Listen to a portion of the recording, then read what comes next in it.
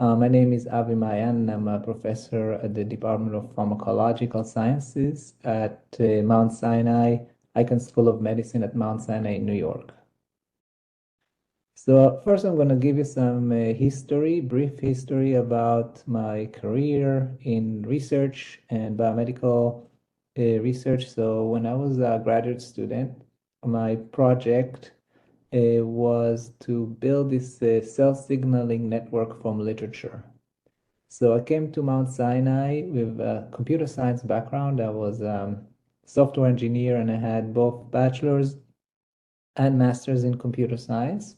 And I wanted to combine my computer science background with the biology that I was learning in the PhD program. So the idea was to go to the literature and find publications that describe cell signaling interactions. And then if we can sort of like form this large network of cell signaling, we potentially can better understand how the system within a cell works. So how the cell gets information from an extracellular environment and then process that information to make decisions about, for example, proliferation, motility, secretion, translation, transcription, as such. So from each of those publications, we identified the protein that is involved and how it is impacting another protein. For example, it could be like an enzyme in a cell signaling pathway. And the green arrows are activation, the red arrows are inhibition, and the blue are just simply binding. So at the time, it was a large network, like everyone was talking about pathways, but clearly those pathways are connected to form a network. But the long story is that that did not really help us to really understand how the system works.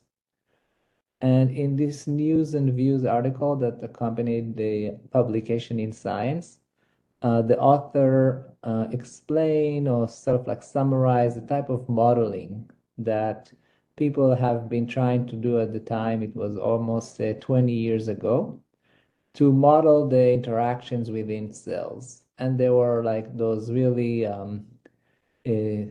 coarse-grained models that we try to develop. So they go from complexity to simplicity. So once you have like very few components, you can model them with stochastic simulations. And then you have those ordinary differential equation models. And then those coarse-grained models are either Boolean networks or the model that we develop, which is like called pseudodynamics that introduce flows into the network. So since then, I really lost hope with the idea of modeling, dynamical modeling of cell signaling networks, simply because we don't have enough information about the components and the kinetics between and the relationship between the variables in the system. The system is too complex and we still don't have enough data. So we really stayed in this statistical mining space since then, and we are still there. So after, even though that network, like I said, did not really help us to really understand how cell signaling works, it was still a first author paper in Science. So I was able to get my own position at Mount Sinai as an independent researcher. And when I created that big network, one of the things I had to do was to read over 1,000 papers to extract those interactions. So this is something that I did not want to continue to do. And at the time, there were popping up databases that listed a lot of interactions. And they were like protein-protein interaction databases. And specifically here, we found the 6 kinase substrates databases that existed.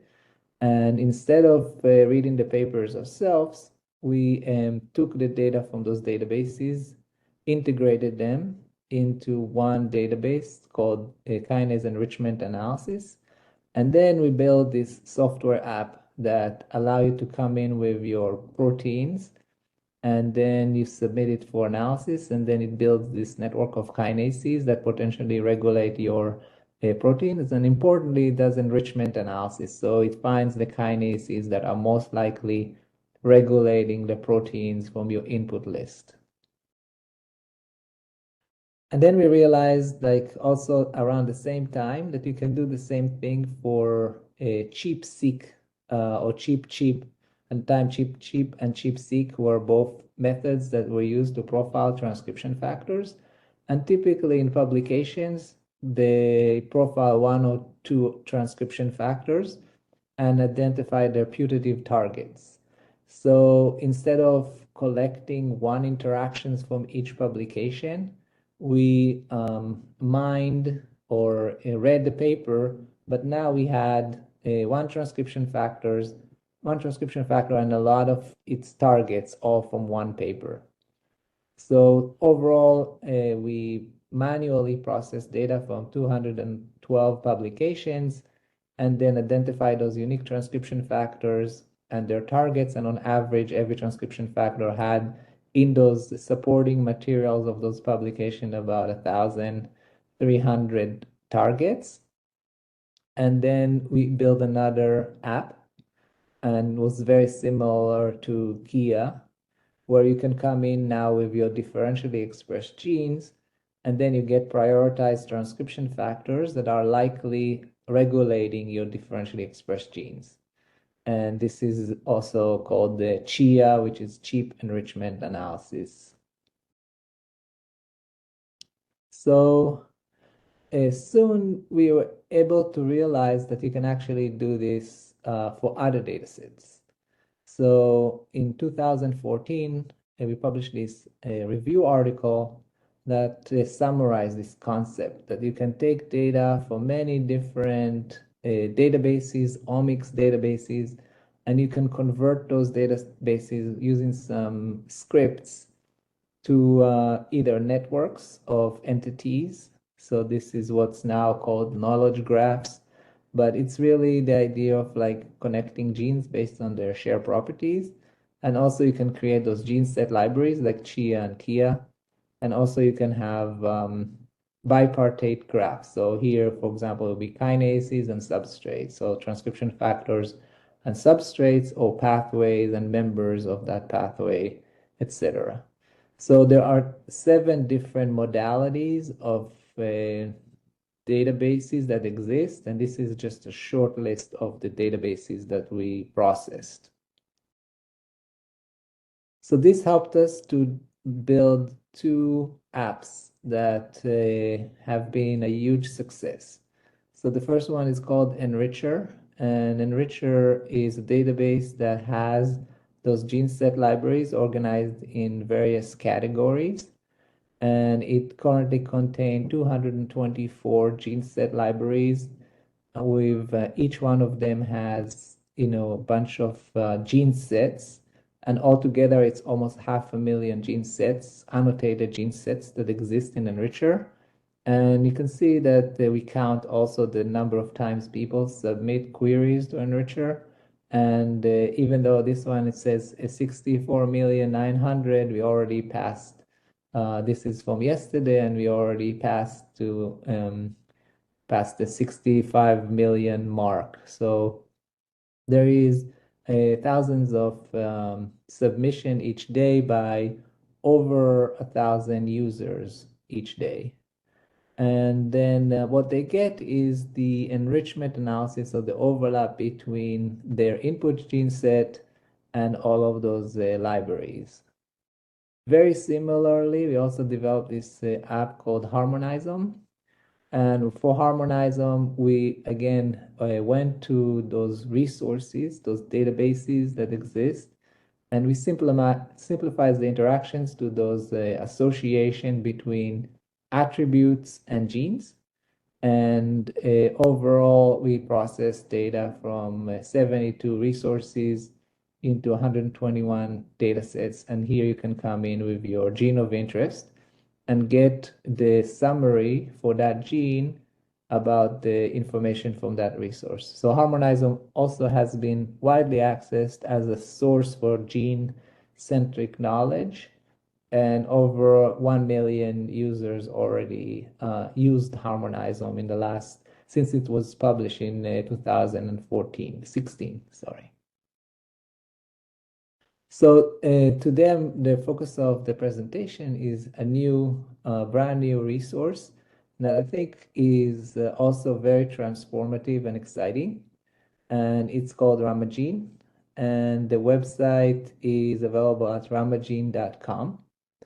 And here the idea was that we can crawl all of the publicly available articles in PubMed Central and extract gene sets from those articles. So currently there are about 5.5 million publicly available articles on PMC, and we build a bot that goes through all of those papers and then look for in the supplementary materials of those papers, and it's looking for gene sets. So from the 5 million article, we are able to identify 122,866 articles that have gene sets in them.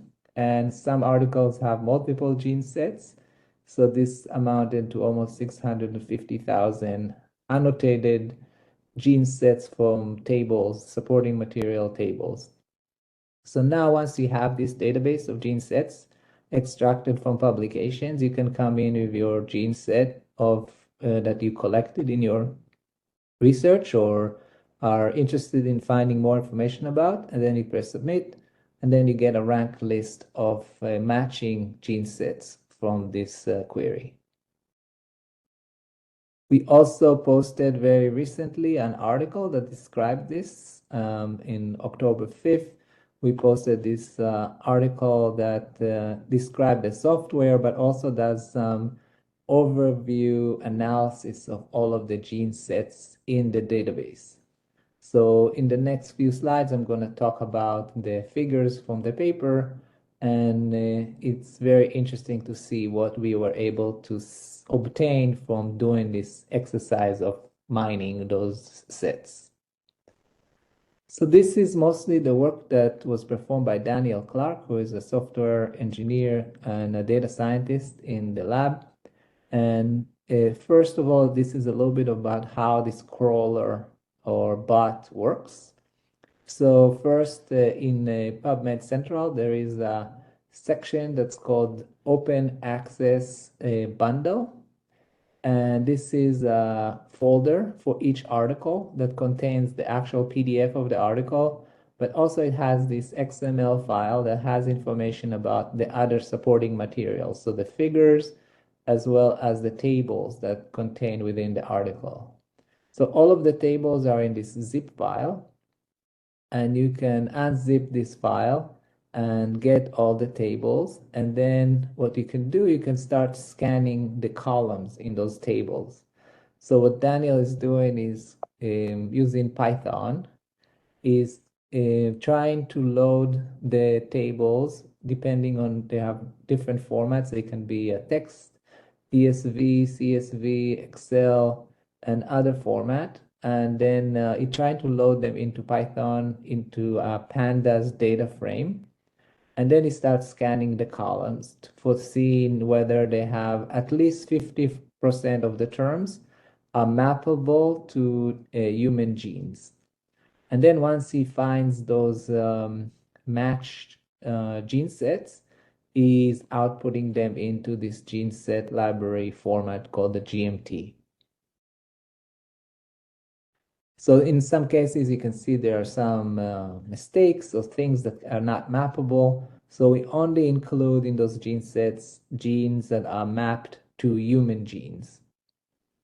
So this is a summary statistics of what we got. So again, they're like, when we did it, there were 5.448 million papers. And this is the number of articles that had gene sets in them. And then there were almost 730,000 gene sets, but we had to filter them. Like, for example, in some cases, the gene sets were really long, so they had all of the genes, and those are not that useful. So we put in some cutoffs to only include gene sets that are 2,500 in length. And also gene sets that are really short were also removed. So we remained with 642,000. And all of those gene sets are available for download from these URLs. And then here you can see on the left that overall genes are not like in all of the sets. So this is how many sets have a specific gene. So some genes, you can see that they're in a lot of sets, but out of the 121, there is one gene that is in 30,000 sets. But for most genes, they only appear in somewhere like around 200 or 300 sets. So this is a good sign that we are getting a expected distribution of the genes across the sets. Most of the gene sets are short, so this is log transforms of the length of each set. So we get a lot of like short gene sets, but we get a lot also like a heavy tail of long sets. So the long sets are typically from omics experiments, and the short sets are more like literature-based, and I will go over a little bit more on that. Most papers, they contribute very few sets. So most papers have 1 or 2 sets that we can find, but there's some papers that have up to 20,000 gene sets from one paper. This is the visualization of the size of the sets over time. So I'm now looking on the left, and you can see that somewhere around 2000, people started publishing longer sets, but that length sort of like remained since the mid 2000s, about 150 on average length in publications. On the other hand, as we see like somewhere a few years ago in around like 2018, we start seeing a huge increase in the number of publications that have sets. So this is the number of sets per year that were in the Rummagene database. And you can see there is this huge growth. And then this drop here is only because this is 2023, and we expect that point to be continually going up exponentially the way you see it right now in the last 4 or 5 years.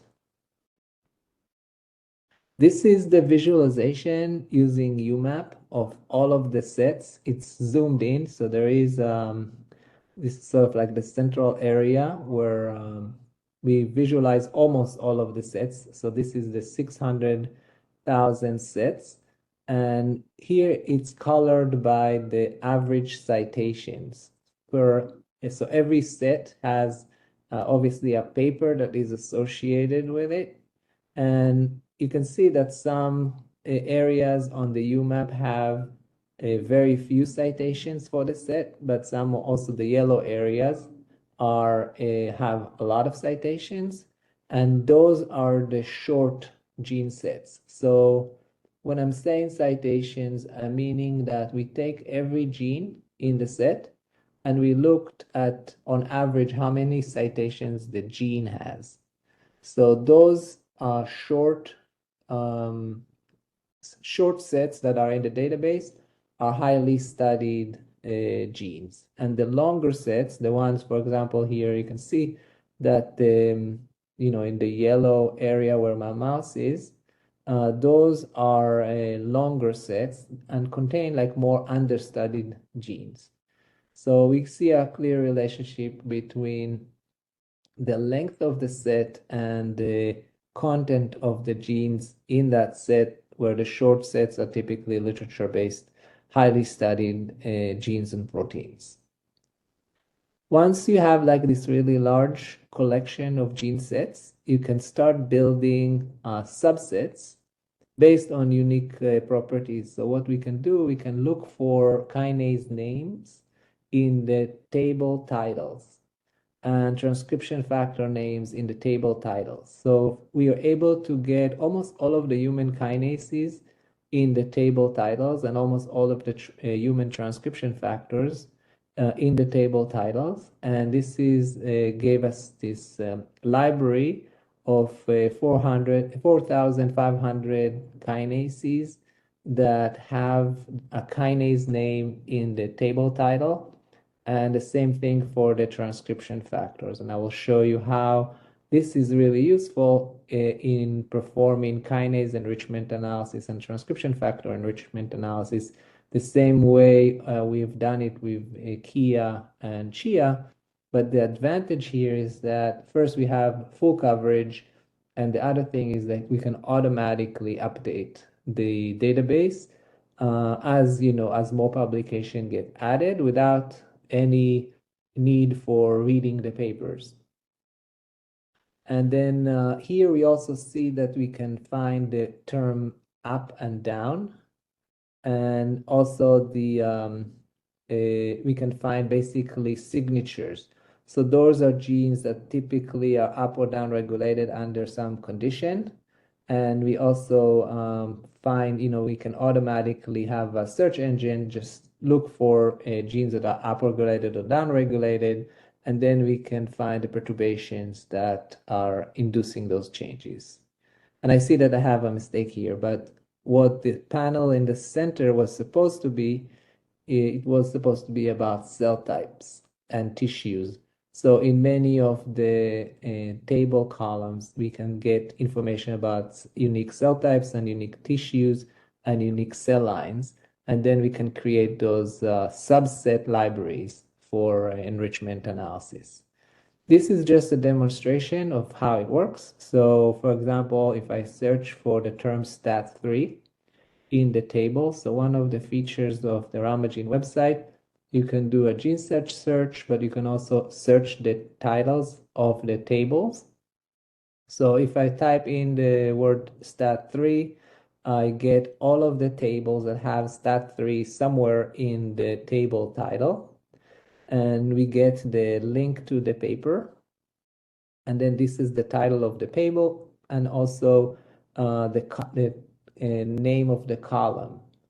And then it tells you here like how many genes are in the set in that supplementary table that we were able to extract and map.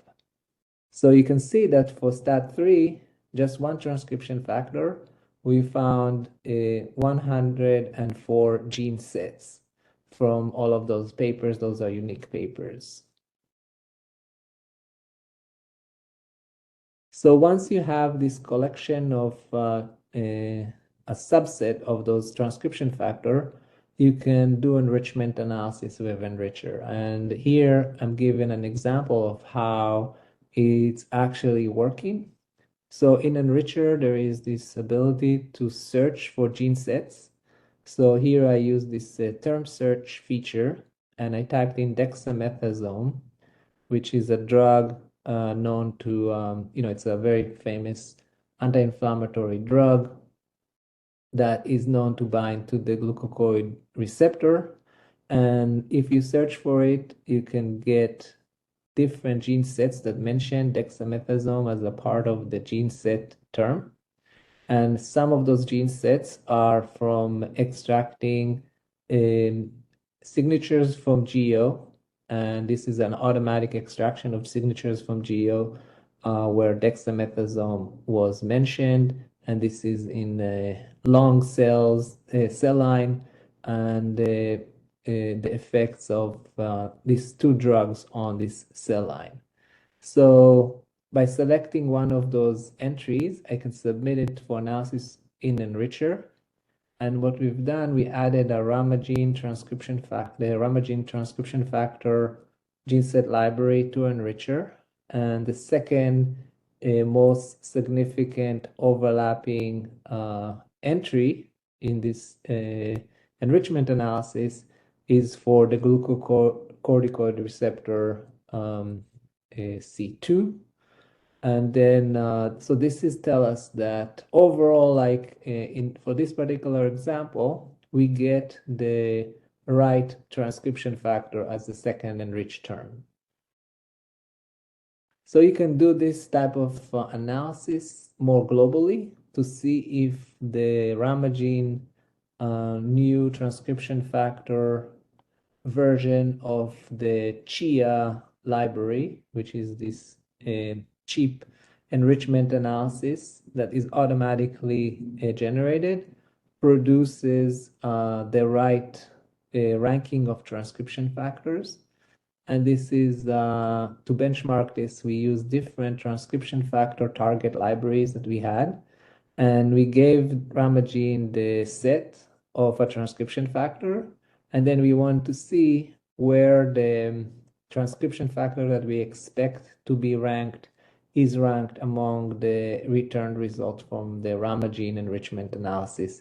And we can see that for all of those different sources of transcription factor targets, we get much better than a ranking, much better than random, and really good results for CHIA and ENCODE.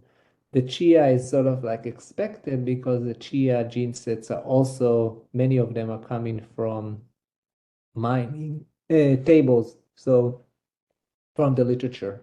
So this is also a good source for confirmation that the Rummagene library is working. And we've done the same thing for kinases. So for kinases, the results may be a little bit less profound. But again, we get agreement with the ranking of kinases that are in the KIA database that I mentioned, as well as from kinase perturbation data from GEO, as well as other databases that has kinase substrate information. Those databases are independent from the published kinase tables that we found in Rummagene. So the next thing that we've done with this huge collection of gene sets that we mined from GEO is to do gene function predictions. And in order to do that, we have this concept of semi-supervised learning. So what you can do, you can take the Rummagene database. So imagine this is the Rummagene database. You have the genes as the rows, and then if they participate in any set, so those are sets that from the PMC, extracted from PMC. So imagine this is a table of about, let's say 20,000 genes and 600,000 gene sets. And then you can take we did not do all the 600,000 gene sets, but you can take a random sample of, let's say 50,000 gene sets from Rummagene, and then you can compute gene-gene co-occurrence. And you can compute this gene-gene co-occurrence using different functions or different methods. And you want to normalize, for example, for those genes that are highly common. So if they appear, they should have less weight. And then you get some type of like a gene-gene similarity matrix based on the co-occurrence in their sets, the unique co-occurrence in their sets across the Rummagene datasets. And then that matrix is very useful for predicting gene function. So this is the benchmarking of doing it with Rummagene, like basically predicting either GWAS catalog phenotypes, mouse phenotypes, knockout mouse phenotypes, gene ontology terms, and wiki pathway membership. And we compare it to using the same approach with a gene-gene co-expression correlation. So we can also make predictions based on gene-gene co-expression correlations. And you can see that overall Rummagene, probably because it's literature-based, is outperforming the gene-gene correlation predictions. And for those first two libraries, the GWAS catalog and the MGI knockout mouse phenotypes, those are data-driven. So it is kind of surprising that it performs better than gene-gene co-expression for the Go library and wiki pathway, it is expected because this is both are coming from literature sources.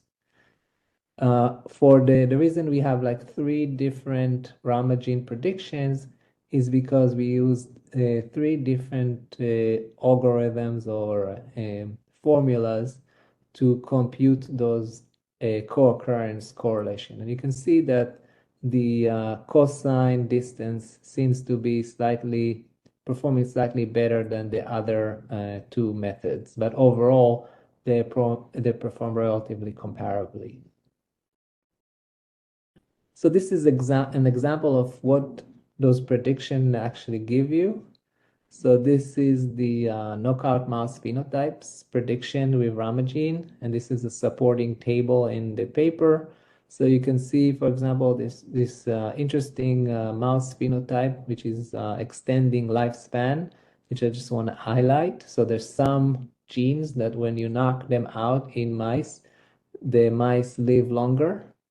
And then obviously for this library does not have, like, I think it has only about 6,000 knockout genes. So there's still about 15,000 coding genes that have not been knocked out in mice yet. So we don't know their phenotype. So this particular row give you the top ranked predicted knockout mouse genes that if you would knock them out, we predict that they would have this phenotype. So this is how it works. Obviously, we have a much larger table here, and for all of those 4 other gene set libraries, we have those predictions. The next thing that we try to do, we try to see how the Rummagene database is what is the coverage when compared to our enricher database of gene sets. So the first thing that we've done, we took all of the 500,000 gene sets that are currently in enricher, and we visualized those gene sets based on their gene content similarity. So every cluster here is collection of thousands of gene sets, and the coloring is based on the category. So I mentioned to you that enricher has several categories. So every color represents a type of gene sets. So this is how the gene sets are organized when you do this UMAP projection of gene sets. And then we overlay on using the same coordinates the 600,000 Rummagene gene sets. So you can see that Rummagene covers a lot of the enricher space, but there's some libraries in enricher that Rummagene does not cover. So those gene sets are very different from the gene sets that Rummagene was able to find. And also you see those, for example, those speckles on the top, those are gene sets that enricher does not have. So this is an attempt to see what Rummagene potentially contain that enricher does not have for covering the space of gene sets. So the last part of the analysis in the paper is this idea that we can do discovery by looking for gene sets that are highly similar in, based on their gene content, but have completely dissimilar abstracts or papers. So to do this, we are ranking the sets based on the gene set similarity and abstract dissimilarity. And when we tried it for the first time, we found that all of the pairs that are highly ranked are coming from proteomics experiments, so from mass spec proteomics. And this was kind of like a suspect, because what happens is that a lot of studies, they publish those proteomics, mass spec identified proteins, but because those proteins are, there is this bias of like highly sticky proteins and highly abundant proteins that always show up as either differentially expressed or they get pulled out in like IPMS type of experiments. So what we suspect is that this is a little bit of an artifact in the literature where you have a lot of, when somebody does proteomics, they're going to report the same proteins. And we can see it here, like, for example, we created a list of sticky proteins from publication that did about 2,000 IPMS type of experiments. And then we looked for those proteins that show up in almost all of those experiments. And then we try to see what is the percent of those sticky proteins, those 1,000 proteins that show up a lot in mass spec within those top 100 or top 1,000 pairs of similar gene sets that have these similar abstracts. And we can see that compared to the average across all pairs, the top 100 has many more proteins that are coming from proteomics. Also, the same thing is the top 100 most similar gene sets and dissimilar abstract have a lot of those mostly expressed genes. So we can also compute using our database Archers 4. We can see that the genes that are highly expressed at the RNA level are also commonly reported in those supporting materials compared to average. So we have to be careful about, doing this exercise, but nevertheless, we got some really interesting things, and this is sort of like a workflow of what we've done.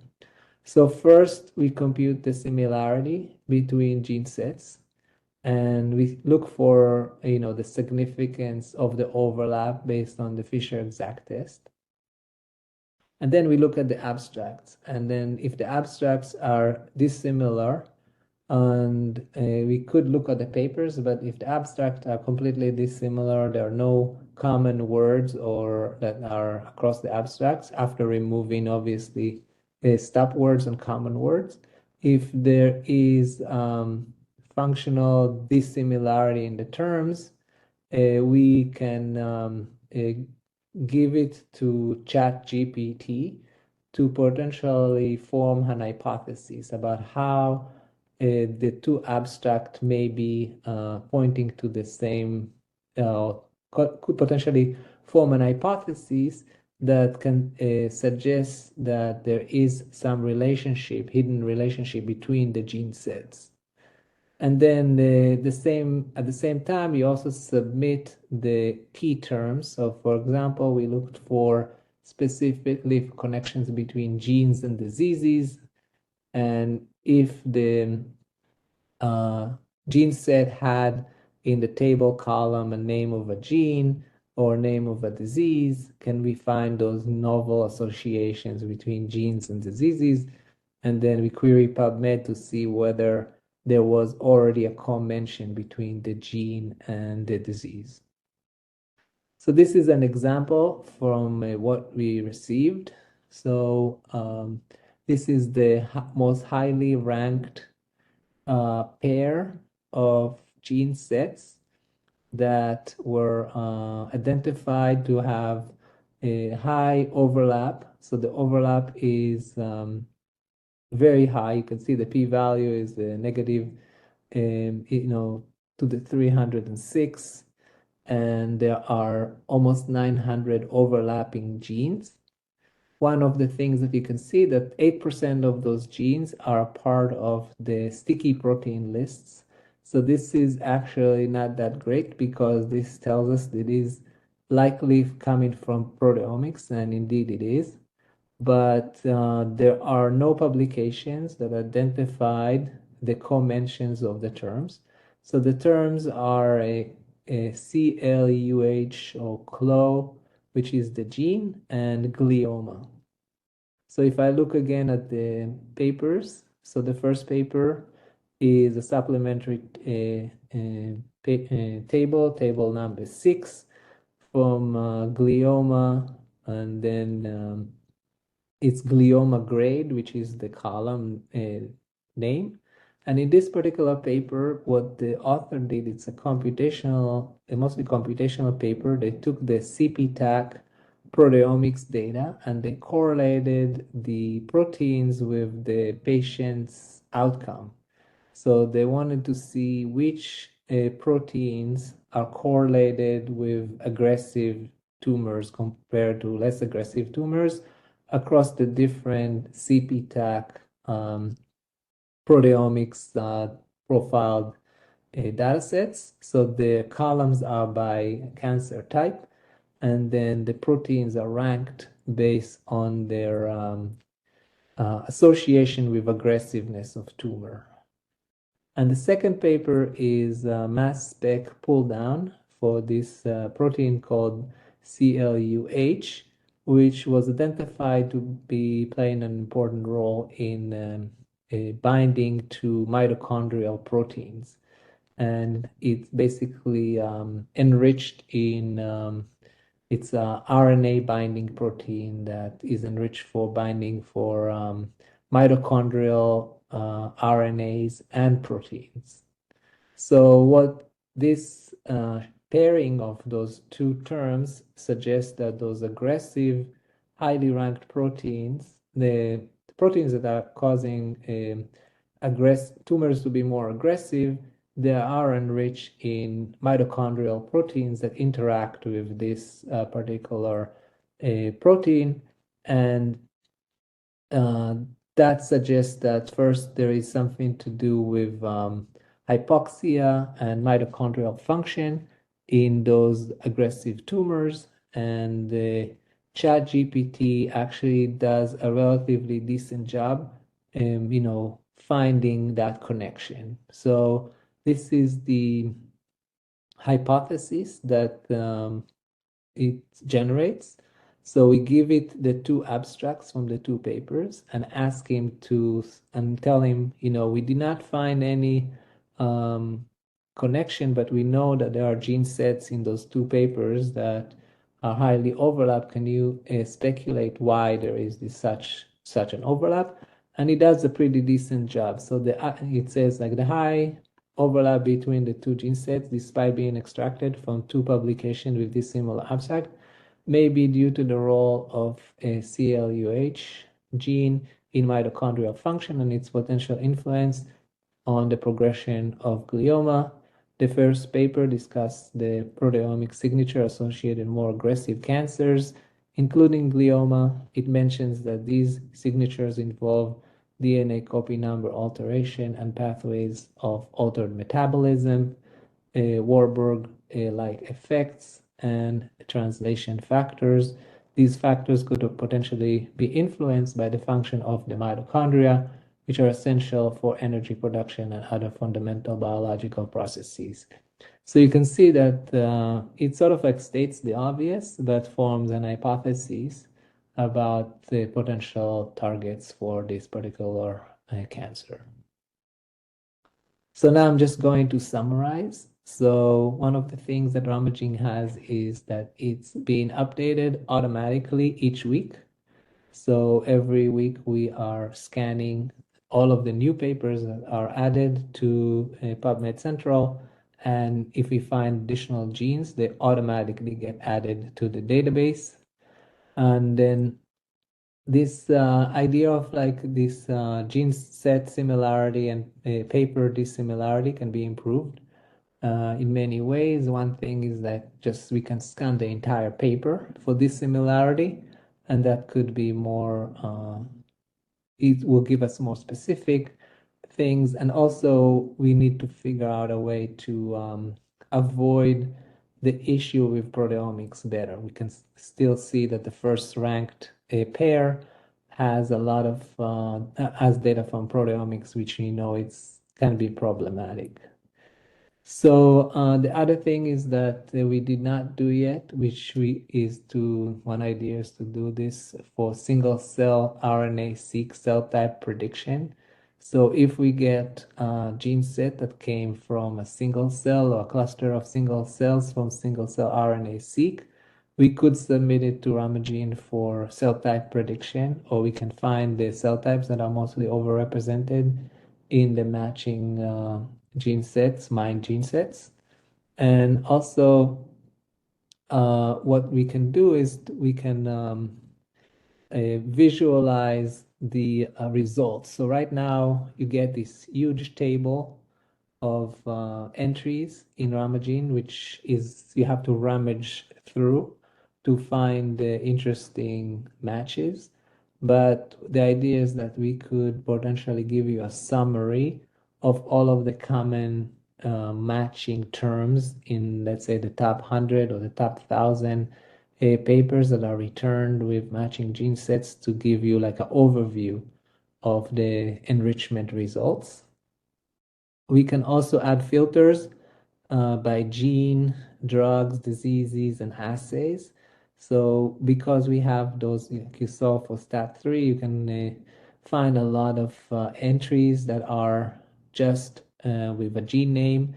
So we're gonna add some buttons there. And what is coming next, and this is the final comment, is that we're also gonna try to do the same mining for geo. So this is, we are on our way to create a sister app for Rummagene called Rummageo, and it's gonna be available at rummageo.com. And in that app, you'll be able to search submit the gene sets and search through all of the entries in geo for matching studies. So I'd just like to acknowledge all of the members of the lab that contributed to this project. The person that wrote most of the code is Daniel Clark.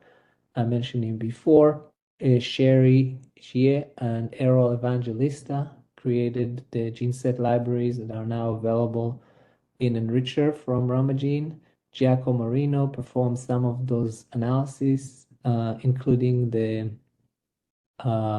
analysis of the summary statistics, and he also has topic mining. So he did some text mining of the abstracts that have gene sets from those papers, and Eden Deng performed the gene function prediction component of the paper.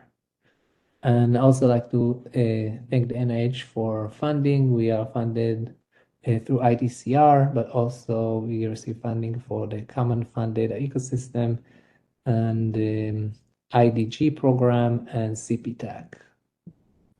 So that's it for my presentation. I think now we can have a discussion